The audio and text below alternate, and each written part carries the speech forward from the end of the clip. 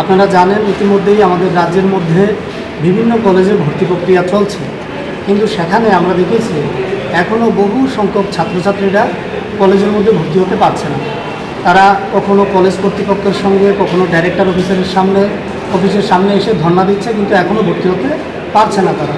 তো সেই জায়গায় দাঁড়িয়ে আমরা আজকে এখানে স্যারের সঙ্গে দেখা করতে এসেছি এবং কয়েকটা ডিমান্ড নিয়ে এসেছি, যেন ছাত্রছাত্রীরা বিনা সমস্যার সম্মুখীন হয়ে তারা যেন বিভিন্ন কলেজে ভর্তি হতে পারে। তাদের পছন্দসই কলেজে না হলেও তারা যেন কাছাকাছি কলেজগুলির মধ্যে ভর্তি হতে পারে তার জন্য।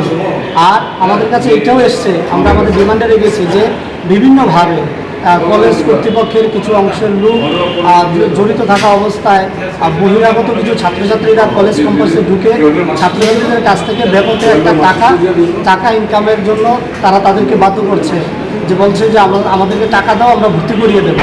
এবিভিপি সংগঠনের মতো একটা সংগঠন যারা কলেজের কাউন্সিলগুলোকে জোরপূর্বকভাবে দখল করে সেখানে এই অবৈধ পথে টাকা ইনকাম করার জন্য তারা রাস্তায় নেমেছে। আমরা এটাও স্যারের কাছে তুলে ধরেছি যে আমরা দেখেছি রামঠাকুর কলেজের মতো একটা কলেজ যেখানে নোটিফিকেশনের মাধ্যমে জারি করেছে যে অন্যদের কাছে যেন টাকা না দেওয়া হয় তাহলে কর্তৃপক্ষ দায়ী থাকবে না। তার মানে এরকম ঘটনা ঘটে চলছে।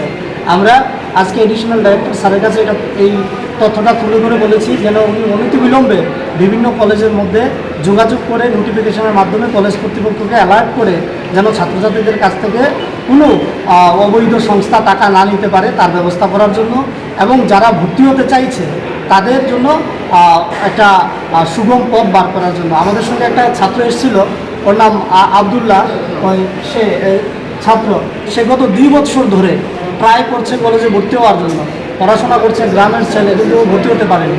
আমরা আজকে একটা জ্বলন্ত উদাহরণ স্যারের সামনে তুলে ধরেছি, বলেছি স্যার দেখেন সে গতবারও ট্রাই করেছে, ভর্তি হতে পারেনি, এবারও ট্রাই করেছে, এখনও ভর্তি হতে পারেনি, তারও তো পড়াশোনা করার অধিকার আছে। তো স্যার বলেছে এই সমস্ত ঘটনাগুলো আমাদের নজরে আনলে আমরা খুশি হব, আমরা চেষ্টা করব। স্যারের সঙ্গে কথা বলে আমরা অতটুকু আশ্বস্ত হতে পেরেছি যে স্যার সর্বাগ্রে চেষ্টা করবেন যেন ছাত্রছাত্রীরা পড়াশোনা করার অধিকারটাকে সুনিশ্চিত করতে পারে এবং তারা যাতে বিভিন্ন কলেজে ভর্তি হতে পারে, উনি এটা আমাদেরকে আশ্বস্ত করেছেন।